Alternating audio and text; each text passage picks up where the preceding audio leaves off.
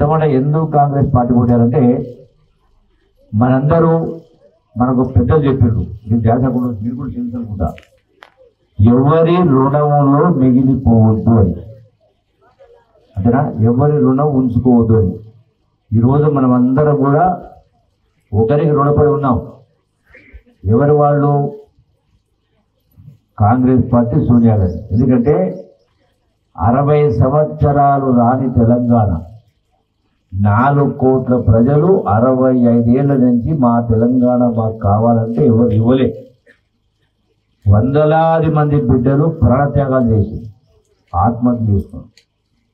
ఆ కన్న బిడ్డల తల్లుల కడుపుకోత ఎట్లుంటుందో, చనిపోయిన బిడ్డల కడుపుకోత ఎట్లుంటుందో, తల్లుల కడుపుకుంటుందో సోనియా గాంధీ తల్లి గారు తెలుసు. కాబట్టి తెలంగాణ రాష్ట్రం ఇయ్యొద్దని ఆంధ్ర వాళ్ళు అడుగడుగున అడ్డం పడ్డ ఢిల్లీ పార్లమెంటులో తెలంగాణ బిల్లు పెట్టి తెలంగాణ ఇస్తే ఆంధ్రాలో కాంగ్రెస్ పార్టీ తుడిచిపెట్టుకుపోతుంది, నామరూపాలు లేకుండా పోతుంది తెలిసి కూడా సోనియా గాంధీ పెద్ద మనసు చేసుకొని 4 కోట్ల ప్రజల కళ నెరవేర్చాలని పెద్ద మనసుతోటి తెలంగాణ రాష్ట్రం ఇచ్చింది. కాబట్టి మనం రుణం తీర్చుకోవాలి.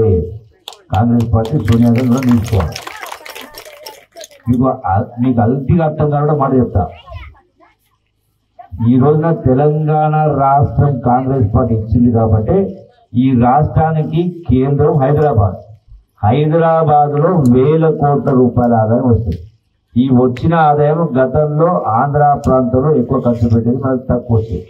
ఇలా తెలంగాణ రాష్ట్రం ఇచ్చినందుకు, హైదరాబాద్ మనకి ఇచ్చినందుకు, రాజధాని ఉన్నందుకు హైదరాబాద్ వచ్చే ఆదాయం రాష్ట్రంలో వచ్చే ఆదాయం మనం ఖర్చు పెట్టుకున్నాం. కాబట్టి గతంలో 200 రూపాయల పెన్షన్ వచ్చేది, అది 2000 రూపాయల పెన్షన్ వస్తూ ఉందంటే తెలంగాణ ఇచ్చినందుకే. ఇలా 24 గంటల కరెంట్ వస్తుందన్నా తెలంగాణ రాష్ట్రం ఇచ్చినందుకే. ఈ రోజున ఎకరాకు పంటకు 5,000 చొప్పున సంవత్సరం 2 పంటలు కలిపి ఎకరాకు 10,000 రూపాయలు వస్తుందన్నా సోనియా గాంధీ తెలంగాణ రాష్ట్రం ఇచ్చినందుకే.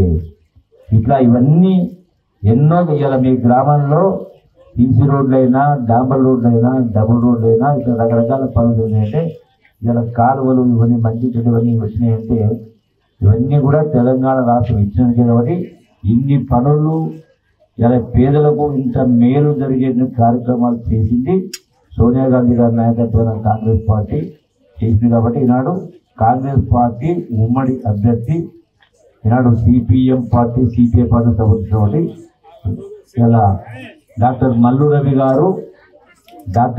రవి గారు సోనియా గాంధీ టికెట్ ఇచ్చి కాంగ్రెస్ పార్టీని పోటీ చేస్తుంది. కాబట్టి ఈ మల్లు రవికి కాంగ్రెస్ పార్టీ చేయకుండా ఓటేస్తే ఈ మల్లు రవి పోయి ఢిల్లీలో పార్లమెంటులో సోనియా గాంధీ కొడుకు రాహుల్ గాంధీ ప్రధానమంత్రి కావడానికి ఓటేస్తాడు. కాబట్టి రాహుల్ గాంధీని ప్రధానమంత్రి చేసి మనం సోనియా గాంధీ కాంగ్రెస్ పార్టీ రుణం తీర్చుకోవాలి.